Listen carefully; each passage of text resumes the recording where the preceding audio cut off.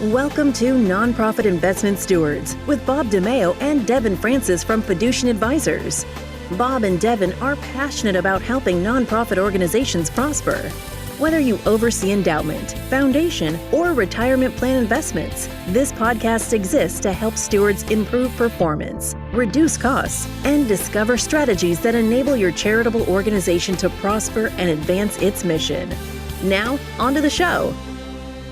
Hello, and welcome back to the Nonprofit Investment Stewards podcast. I'm Bob DiMeo. Great as always to be joined by co-host Devon Francis. On today's episode, we have a guest who has worked with and for some pretty famous people. She's about to share very useful insights that apply to nonprofits for sure, but also to wealthy families and even for-profit businesses. It's a great time of the year to focus on all of this, but before we jump in, Devon, how are things today?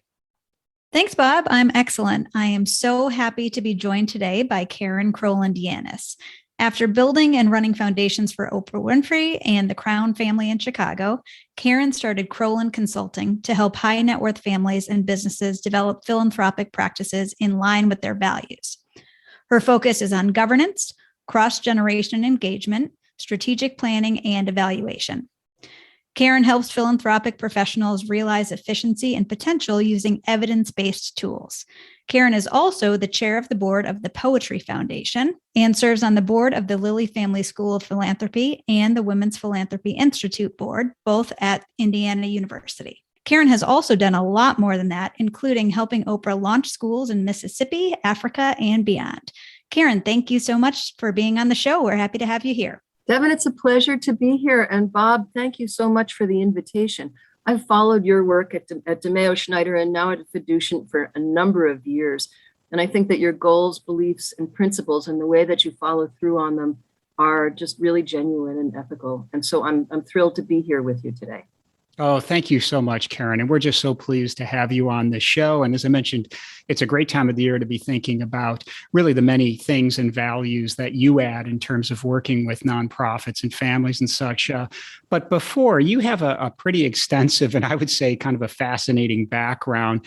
Maybe we can start with the evolution of your career and what brought you to this point in your professional endeavors. Well, you know, when Oprah was looking for someone to build structure behind Oprah's Angel Network, which was a public charity that launched on television, there was a television segment every Monday where she gave away $100,000 a week. And in the late 90s, 98 and 99, first Paul Newman, who, and this is going to date me, had just started Newman's Own, offered $100,000. And prior to that, Oprah was funding the entire thing herself. And it really wasn't set up as a public charity. But because of that donation and the donations of lots of viewers, it became a public charity. And then Jeff Bezos came on following Paul Newman a few months later and donated $5 million in Amazon stock. And just to give some perspective, that's before the Kindle was introduced. So I came from a broadcast journalism background. I'd worked with Time Magazine, the Wall Street Journal, major publications, kind of elevating their content from the social service side. And I also helped start and run a school foundation for a number of years and worked with a mental health nonprofit. So I had two sides that worked perfectly to move into entertainment philanthropy. So interesting. And maybe you can talk now about the current role in Croland Consulting and what you do in terms of seeking to add value for the clients and the folks that you work with. Well, Bob, the work I do is really gratifying and it's also a lot of fun. I have a boutique advising firm. I work with families, celebrities, athletes. I've recently worked with an NFL player, and I help families develop the value proposition, which is really enormous, really understanding why go into philanthropy to begin with. We build knowledge, purpose, and ultimately legacy. And families come into philanthropy because of inflection points, and there are three. One is because of liquidity events. A business has just been sold or made, or the planning is being done to sell a business. One is life cycle events. So someone in the family has recently passed or gotten married. Children are being born into the family and the family wants to stay together.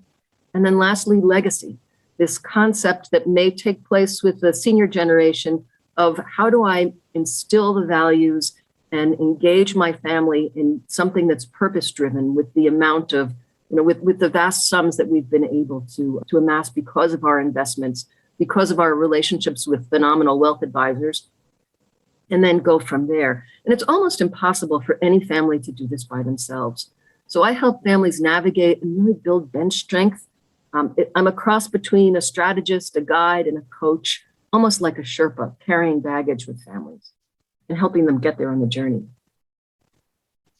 I like that metaphor of the Sherpa. So, Caren, what are some of the biggest challenges your clients are facing today? Devon, I would say that the biggest challenge for clients is overcoming assumptions. And there are assumptions that families have about each other. So imagine a senior generation family member who reads everything they can get their hands on and sees the emerging generation not reading paper the way they do, and wondering, does this emerging generation really get the information that I have? So busting some of those assumptions about the nonprofit sector. Are organizations designed to serve the public making the business case? Some of them have high overhead, which means people think they're profit seekers versus qualified do-gooders. So how do you bust the assumptions of what it takes to really run a good nonprofit? Assumptions about sources of philanthropic capital, like social change can only be done through tax-exempt funds. And we know that's not true. And also assumptions about diversity, equity, and inclusion. People misread how powerful it is to have a diverse group of voices at the table shaping strategy. We're truly stronger together. So I think overcoming assumptions we have and being able to break out of the box is one of the biggest challenges that clients have. Caren, that's fascinating. Do you have any real life examples that illustrate that? Oh, many. Well, I chair the board of the Poetry Foundation here in Chicago. I formerly was a director, and I'm still on the finance committee. The Poetry Foundation received an enormous bequest from Ruth Lilly in 2002. She left $200 million.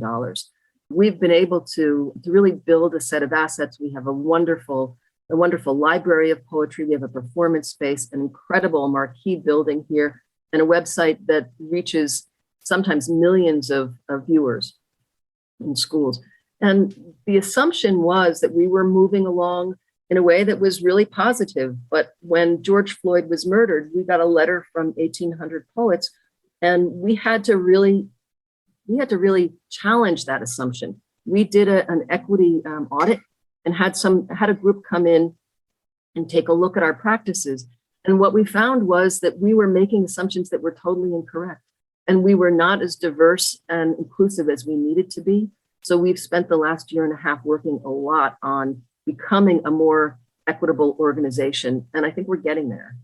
But being able to say, look, we've been operating under the assumption that we're doing the right thing, and challenging that and having to go back and make some very, very strong but different decisions than we would have previously. Yeah, that self-reflection is so important, and really the only way for an organization or a family or whatever to move forward, I think. So, Caren, we've talked about the biggest challenge being overcoming assumptions. What are some of the biggest opportunities that your clients are faced with today? The problems we're facing as a nation and globally are so enormous.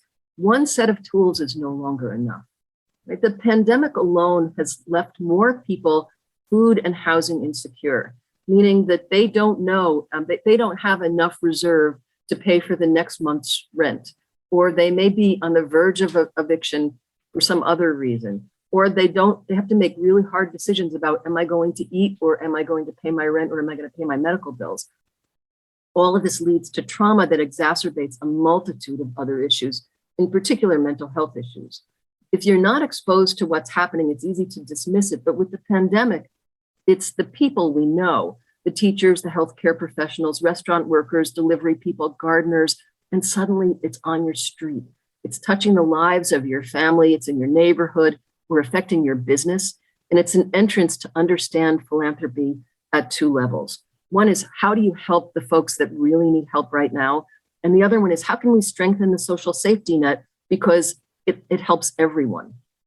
So engaging families across generations to become more proximate, to learn directly from organizations that are working with people, from people themselves, and go outside your own home and listen to what's happening. Listen to hear the issues firsthand and some of the solutions that have worked.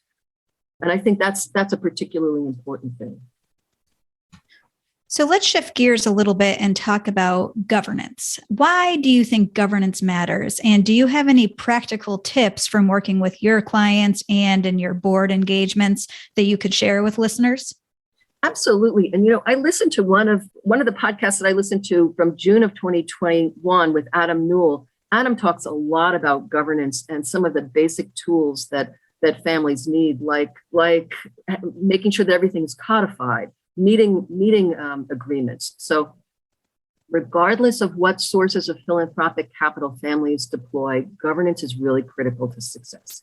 So private foundations require it. You have to have an annual meeting, sometimes more meetings. Family councils help build it. It's not required. Donor advised funds don't require it, but families benefit from governance, whether it's required or not. Many high net worth families have multiple sources of philanthropic capital. Some of them are fiduciary, like private foundations. Some of them are advisory, like donor advised funds. Often they're trusts. Sometimes there are endowments at universities or secondary schools that have been in the family for a long time. One of the things that's really important to think about is that in family philanthropy and high net worth families, there's no natural predators. There are no market forces. And other than the IRS, there's really not a heavy lift in terms of compliance. And if you go afoul of the compliance issues, you really don't have the right advisors, because it's not that difficult to do. It's low-hanging fruit. What matters is conscience, reputation, and legacy. Governance is critical for longevity. There's a few 6- and 7-generation families out there, and they exist because of good governance.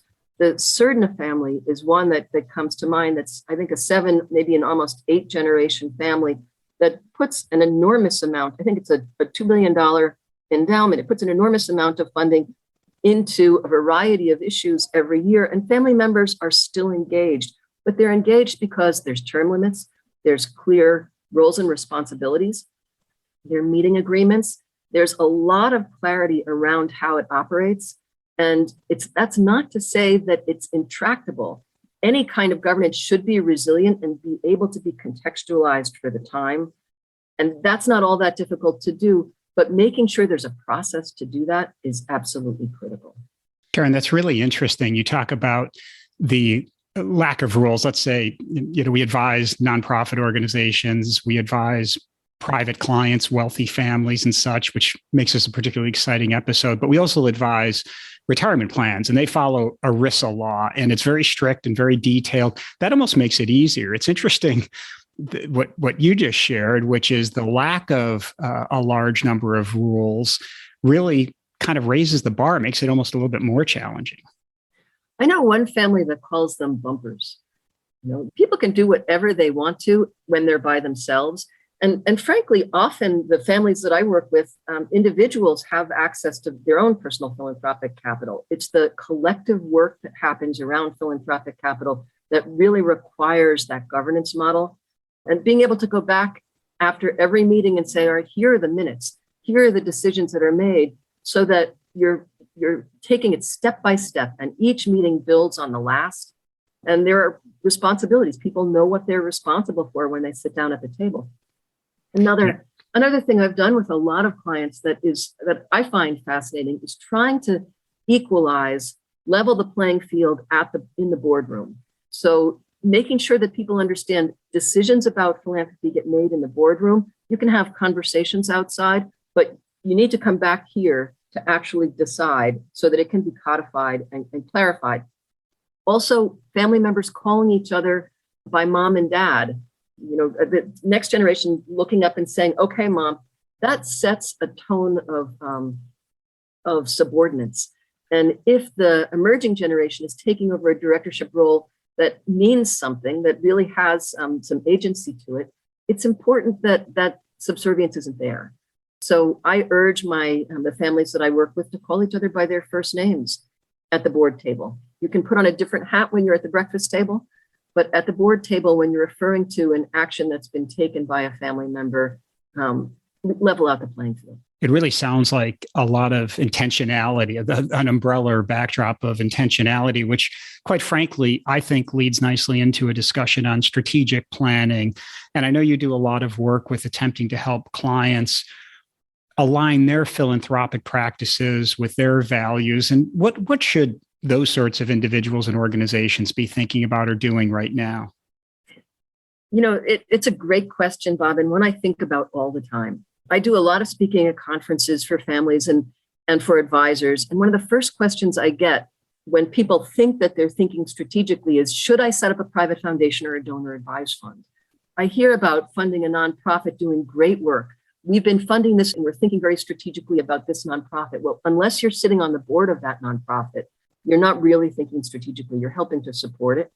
I've also had people say, we strategically invest in healthcare. And that's great, but unless you can really narrow it down and understand what change you want to see in healthcare, it's not strategic. So when people think about strategy, they think about what assets they have in their families, and they're not just financial assets, right? What social networks, what social capital do you bring to the table? What intellectual resources do you have that can help? Because money is not an animate thing. It requires people to really want to create change. And then think about the change that you want to make. Often we'll take a deep dive into family values.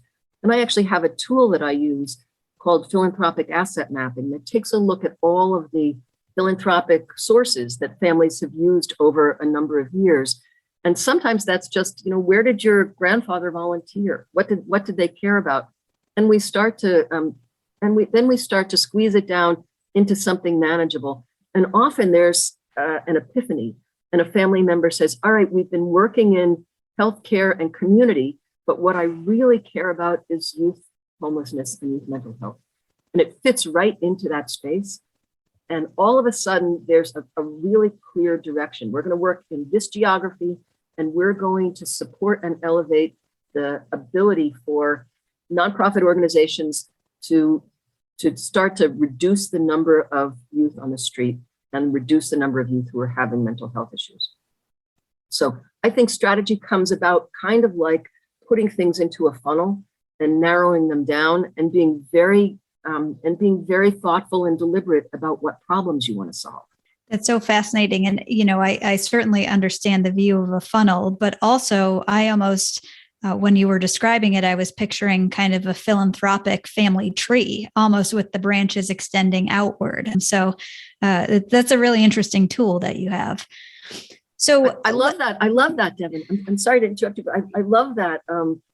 I love that image of a family tree kind of leading back down into the ground, because it represents both the work and the purpose that the family can do together and the enormous impact that they can have on the landscape if they learn together. So let's talk about investments for a bit. As you know, this is the Nonprofit Investment Stewards podcast. We spend a lot of time talking about the investment landscape. How have you seen all of this work that you've been talking about translate into investment strategy of an endowment or a family foundation? ESG is a term that has become kind of it's been coined and it's hung onto by a lot of people, but it can mean a lot of things, and it's not actually new. We used to call them SRIs, or mission aligned investing, but really thinking about both filters and the way families and foundations can be active in making a difference. So I know families who have been really involved in shareholder activism, which is something that's been done on the investment side for a long time. But when you think about the environmental footprint of a company and family members becoming really active, it's a very different thing. There are families that have invested and made their money in fossil fuels. And the Rockefeller Foundation, the Rockefeller family is one of those families that's been very vocal and very public about divesting from fossil fuels. Looking at the S&P 450 as opposed to the S&P 500 gives you a lot of insight. And there was a period of time it did much better. The 450 did much better than the 500. Really thinking about what that means. Understanding good governance and how corporations deal with their cultures is something that we should be looking at no matter what, because that's about making good investments, right? Companies that don't have good governance aren't going to last all that long. They're not going to retain their employees. But environmental sustainability is really critical to a lot of businesses. Imagine a soda company without access to clean water. There's so many things to think about, and we're so far away from maybe 20 years ago, when it wasn't all that unusual for a family to be very focused, strategically focused on curing lung cancer, and the investments were in tobacco. I mean, I think that there's much more of an alignment right now. There's also a lot of focus on diverse managers and working with diverse managers. I've spoken to people who have said to me there aren't that many diverse managers out there, but there are. There are a lot of people making great investments who bring differing opinions to the table, and it's worth investigating. Caren, whether it's on the investment front or perhaps even beyond, you have so much experience with a variety of different sorts of clients. Are there any best practices that you'd suggest for investing, investment committees, or even beyond, just in a broader sense? You know, I think investment committees that have opportunities to talk with managers learn a lot. And that's one of the things that I've found really helpful in my own experience. Learning what they're focusing on, how they're investing, and just starting to get to know some of the people who are behind the scenes can be very helpful. It's also time consuming and not something that everybody can do. So I think bringing together people who care deeply and aren't just sitting and rubber stamping an investment policy is an important thing to do as well. Beginning with the end in mind, whether it's with the programs or with the investments. Have a focus. What is it that you want to accomplish? Using filters, right? Being able to say, okay, we're not going to invest in for-profit prisons, right? We're working with disadvantaged children who have multiple ACEs, multiple childhood traumas, and we feel that private prisons aren't helping solve that problem. So we're going to divest from private prisons. Figuring out what those filters and being very focused on ensuring that those filters are in your portfolio. There's a lot to invest in right now and a lot of ways to look at it, but make sure that you're not trying to solve a problem that you're also causing. I would also say, creating landscape scans of issues that look across, not just at who's trying to solve the problem from the social side on the program, but who on the business side, who on the corporate side is also thinking about this problem, right? Have corporations really settled in, and are they trying to solve problems? And more are leading that way. So in his 2021 new CEO newsletter, Larry Fink says, we know that climate risk is an investment risk, but we also believe the climate transition presents an historic investment opportunity.